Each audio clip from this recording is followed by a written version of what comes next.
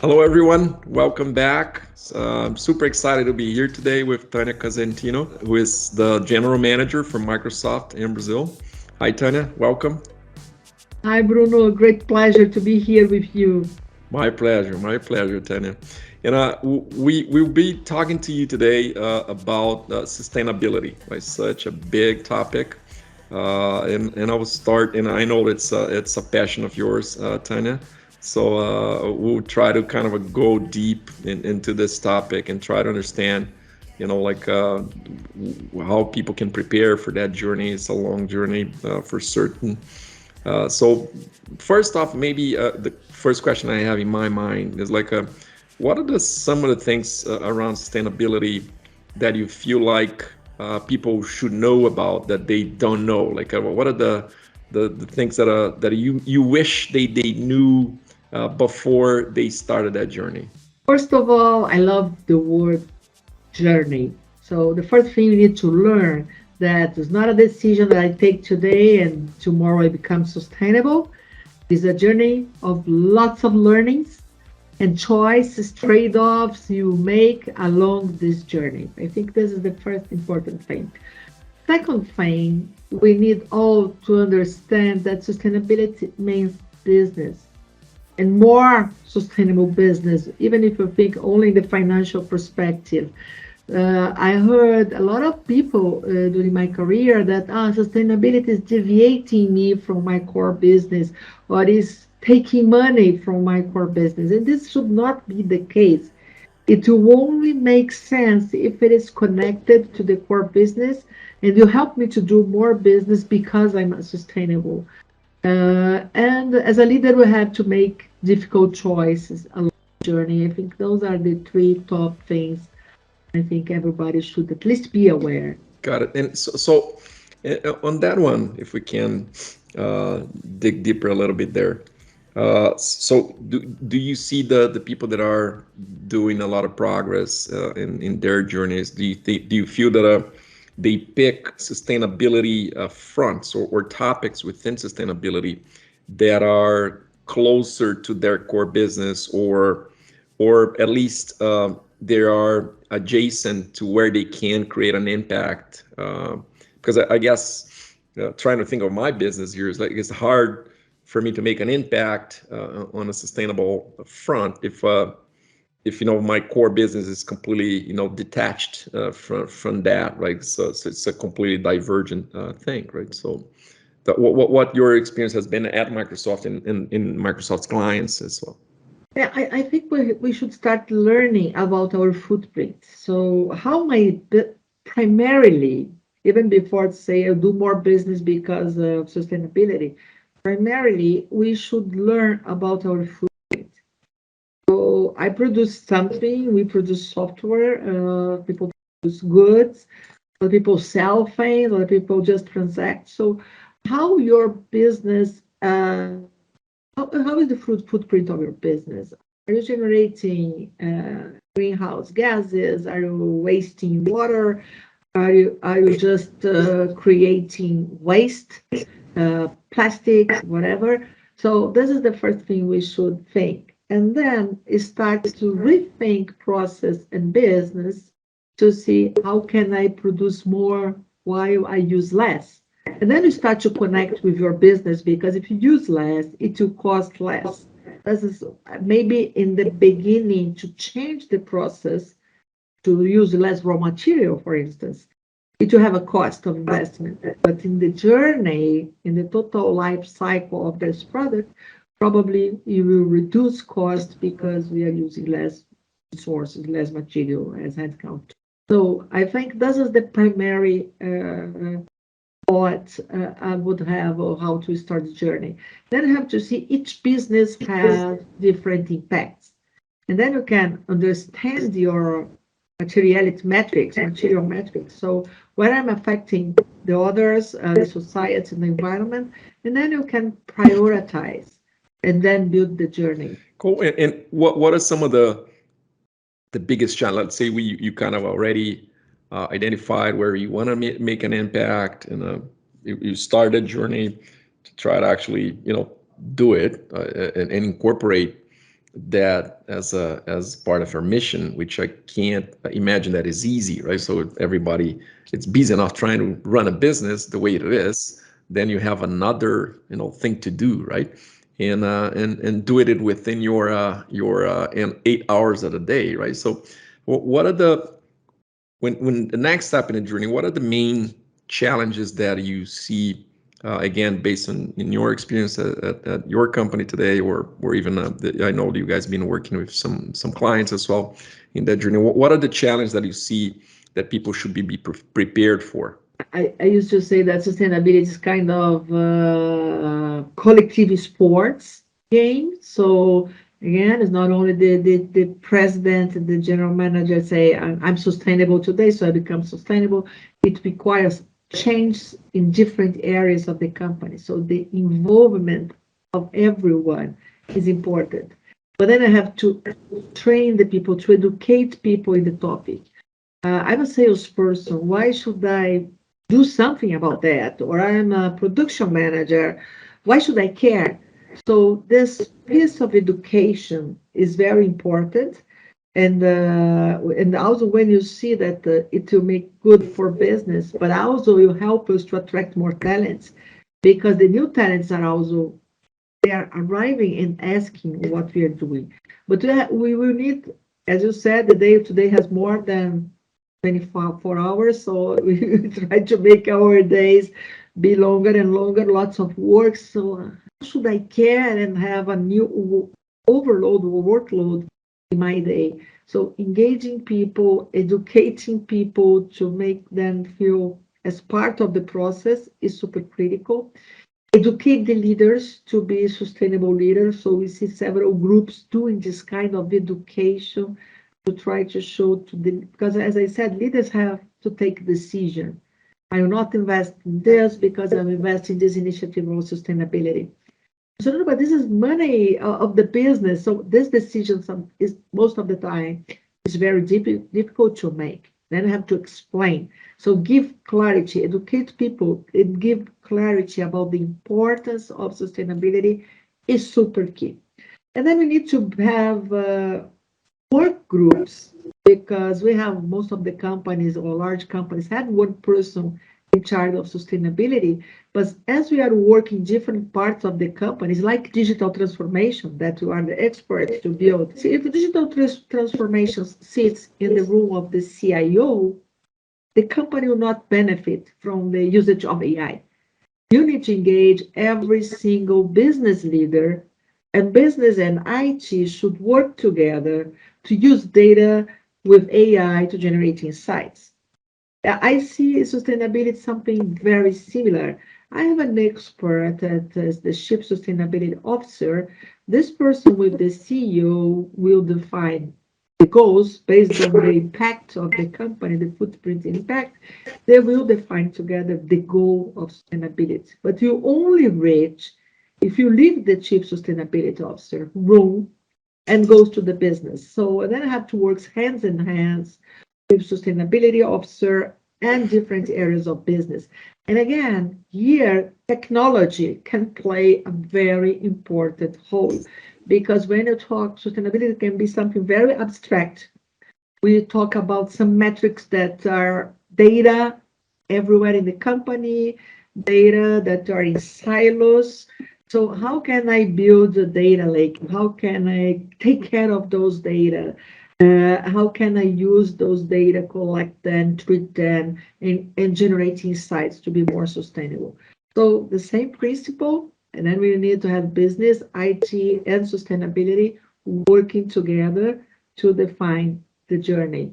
But the challenge is to put those people work together. Yeah, the one of the because sustainability implies different stakeholder, right? Like I said, it's easy for business people to understand the shareholders, myself and my team, and clients, right? Like those are stakeholders that are clearly, factored in any decision that the leaders are making, right? Like but the environment or in kind of society as a whole is like a kind of new player there, a new stakeholder, and people don't have the muscle memory, I guess, to kind of include them in the decisions that they make, right? So, what's some of the tips or ways and strategies that you've seen to to to execute against that what you said, like how to make that important for leaders, like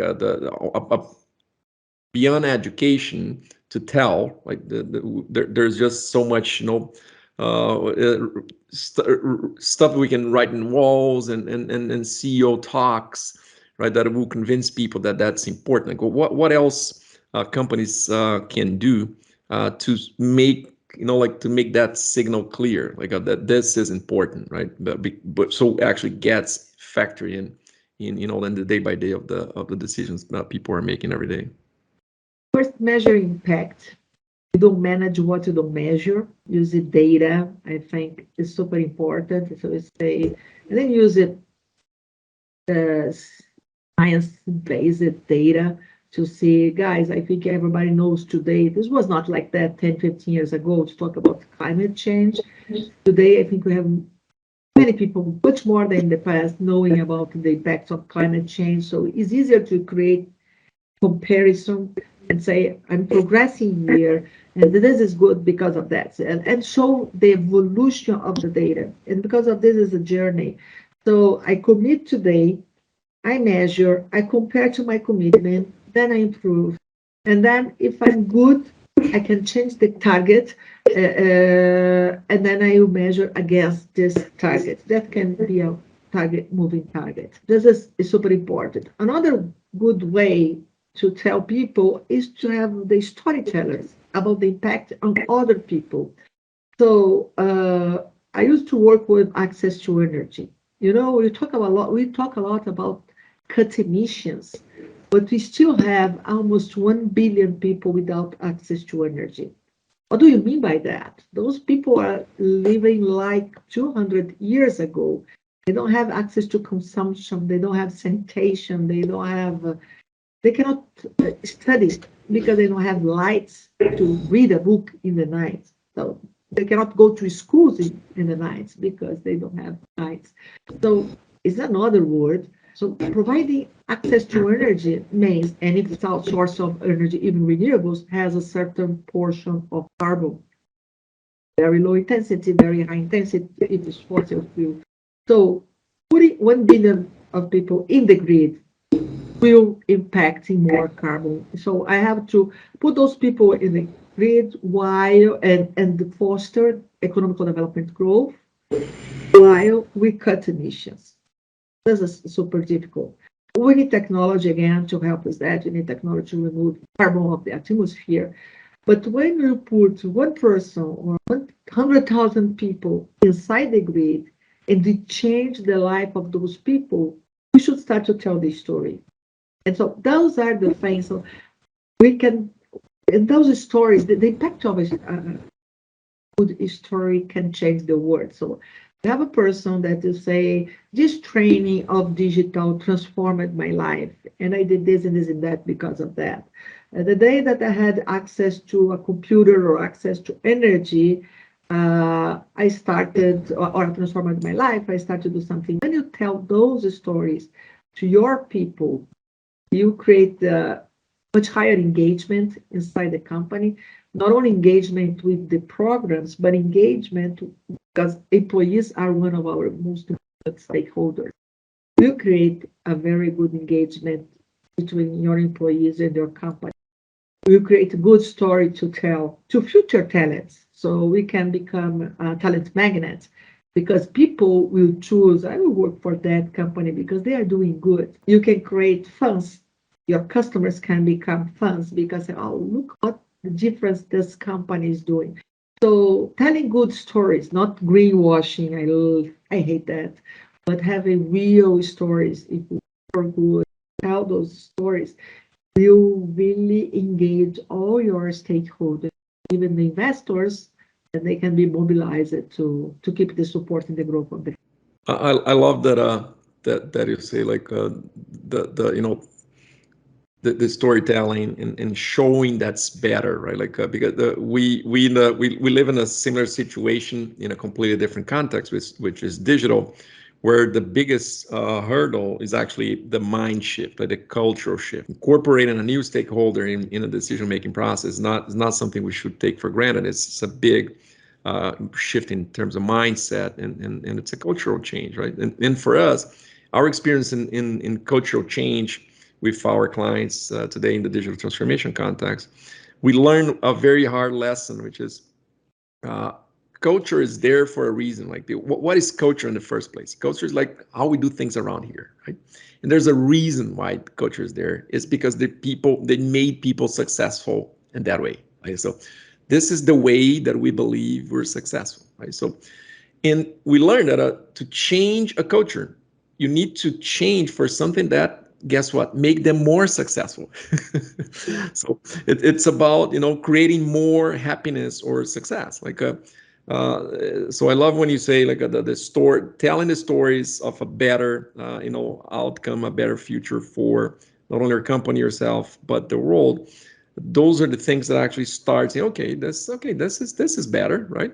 Because no one, it's not. I've seen. I remember when the pandemic started, and people saying, "Oh, people will decide, they will, devise new habits, and once they're used to a habit, they know those things will stick." I'll say, no, no, no, no, no. They only stick if they're actually made the life better. If they didn't, they will not stick.